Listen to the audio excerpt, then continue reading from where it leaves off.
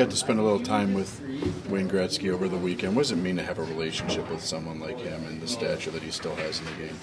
Yeah, I mean, talked to him pretty briefly, but I'm fortunate to have talked to him a couple of times now, and feel comfortable having a conversation with him, which is obviously cool. He's the best player ever, and just kind of the impact he has, and I think how much he cares about that and how much he accepts that role is pretty impressive. What was Sunday like from start to finish for you? It was good. I mean, it was pretty electric in there, and obviously not the way we wanted it to end, but it was cool, obviously, with the jersey retirement and Kane coming back, so it was a fun night to be a part of. You got a chance to put a good lick on Kane. Was that something you were looking to do going into the game, or you just saw the opportunity? I mean, I just finished a check. I don't think it's a big story, really. Obviously, it ended up being Kane, but I don't know, just a normal hockey play, and it just ended up being him, I guess. Have you gotten more used to the physicality at this level as the year has gone on, both taking hits and bouncing off them, and then also dealing a little bit yourself?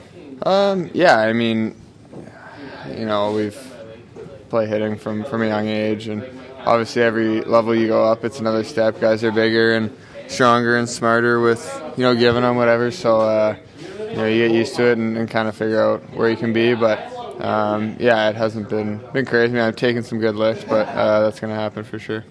Do you find yourself, when you have a barn like you did on Sunday with 21,000 fans going crazy, fantasizing about what the playoffs will be like at some point here?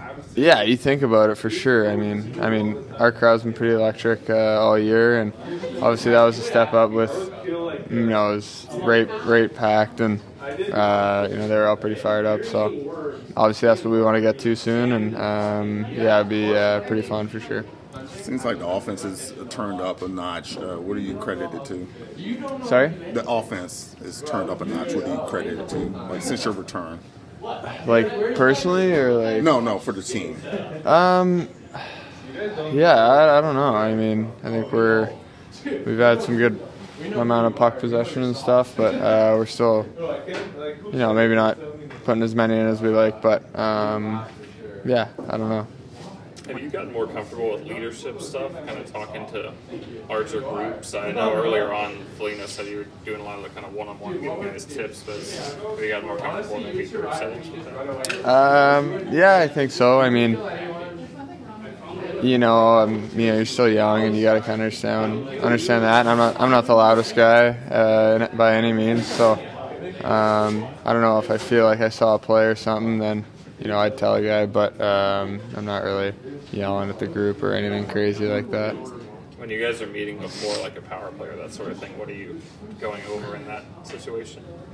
like a play, I guess, or a play, or what we want to do off the draw, or what breakout we want to do, or just stuff like that. Nothing too crazy.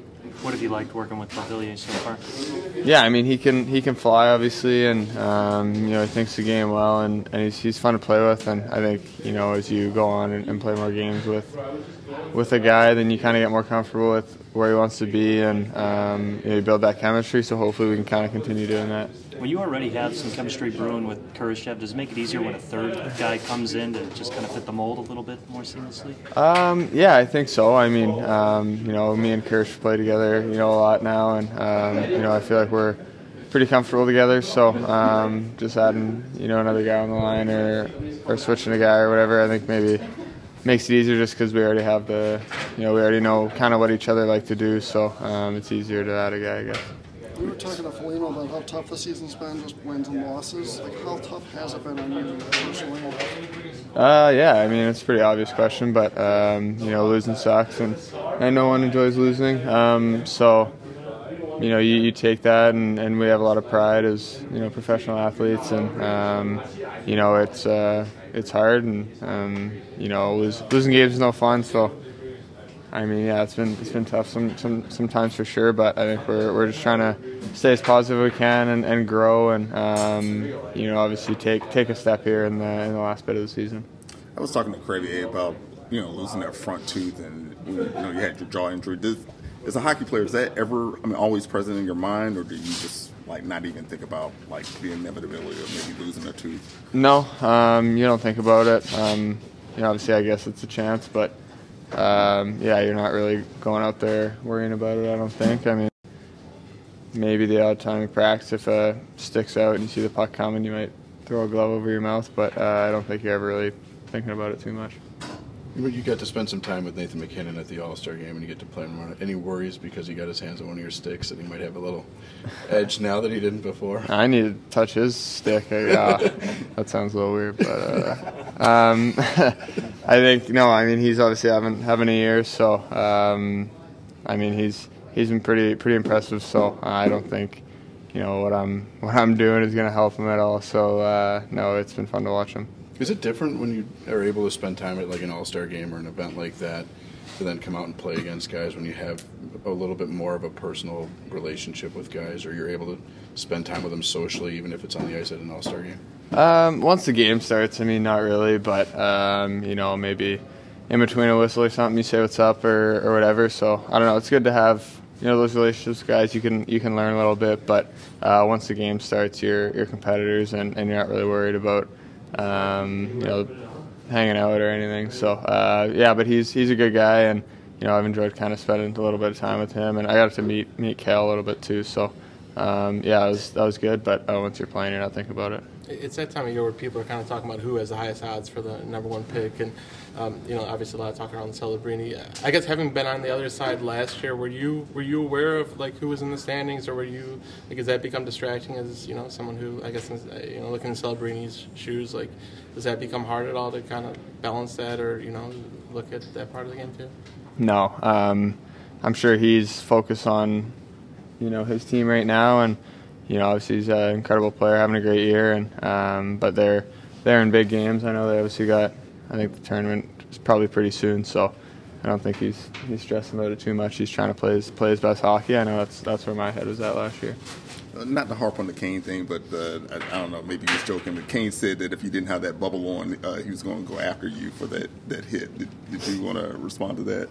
I mean, I'm pretty sure he wasn't too serious, but no, it was funny, and like I said before, it's just a normal play. But yeah, I heard that, and I thought it was pretty funny. So yeah, I mean, obviously he got the last laugh on us, but no, it was good to kind of hear that joking about it.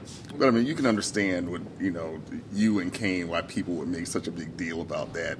Seeing something like that, it's just, I don't know, maybe to them it's symbolic, or yeah, no, I get it for sure. I mean, I'm just saying from my point of view, it was just finishing a check. It's funny it ended up being him, I guess. For us, we don't think about it like that, but of course, for the fans, just with #1 picks or whatever, and that sort of thing. So. No, I mean, I thought it was funny, and obviously he had a good response about it in the media. When you have a day like Sunday and you see the fans, how they react to Chelios and Kane coming back is what they accomplished, does that motivate like you and the younger guys a little more, knowing, hey, if we get this right, this could be us one day? Yeah, I mean, we're, for myself, I mean, it's still pretty early on and everything, but we want to win, and we got to see a lot of the guys in the recent dynasty too. Obviously, Kane, Seabrook, Keith, Sharp, hosted, a lot of those guys were there. So kind of seeing them come back a couple years later, and the bond they have, and I think you create no better bond when you win together, and that's what we want to do here. We want to become a winning team, and the end goal is to win a Stanley Cup. So we're working towards that every day. So you come in on Sunday wearing the throwback Chelios jersey. What did you think of that old black jersey? Yeah, it was pretty sweet. I was happy I got to wear it. Obviously, Jonesy and Fliggy got one of his old jerseys to wear too. So yeah, I thought it was really nice, and it's fun. We all kind of had a shirt or jersey or something to celebrate him and his great career. So I was super happy for him and his family, and that must have been pretty special for all of them. We all silly like the mayor.